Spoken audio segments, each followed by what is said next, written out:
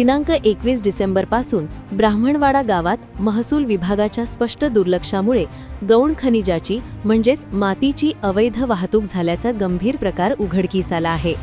गावात 3 डंपर व 1 जेसीबी मशीनच्या सहाय्याने माती उत्खनन करून ती थेट वीट भट्ट्यांवर टाकण्यात आली आहे। या संपूर्ण वाहतुकीसाठी रॉयल्टी भरली आहे की नाही, भरली असल्यास ती किती वाहनांसाठी होती याची सखोल चौकशी करण्यात यावी। तसेच संबंधित वीटभट्टी मालकाने उत्खनन व वाहतुकीसाठी आवश्यक परवानगी घेतली होती का याचीही तपासणी होणे अत्यंत आवश्यक आहे। जर ही माती अनाधिकृतरित्या वाहून नेण्यात आली असेल तर ती कोणाच्या आदेशाने टाकण्यात आली, तसेच यामागे ब्राह्मणवाडा गावचे तलाठी यांनी दुर्लक्ष का केले। संबंधित सर्व वीटभट्ट्या तसेच माती वाहतूक करणाऱ्या डंपर मालकांची सखोल चौकशी करून दोषींवर कठोर कारवाई करण्यात यावी। विशेष म्हणजे ब्राह्मणवाडा परिसरात यापूर्वीही अवैध रेती, वाळू वाहतूक तसेच खडी क्रशरची वाहने सर्रासपणे सुरू असल्याच्या तक्रारी सातत्याने येत आहेत।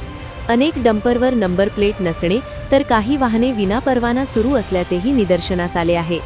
काही वाहने पब्लिक वर्क्स डिपार्टमेंट PWDच्या कामासाठी सुरू असल्याचे सांगितले जात असून त्यांच्या समोरील काचेवर विभागाचा परवाना लावलेला आढळतो। मात्र उर्वरित डंपर वाहने अनाधिकृतरित्या वापरात असल्याचा संशय नागरिकांकडून व्यक्त केला जात आहे। या सर्व प्रकरणाची तातडीने सखोल चौकशी करून दोषींवर कठोर दंडात्मक कारवाई करण्यात यावी।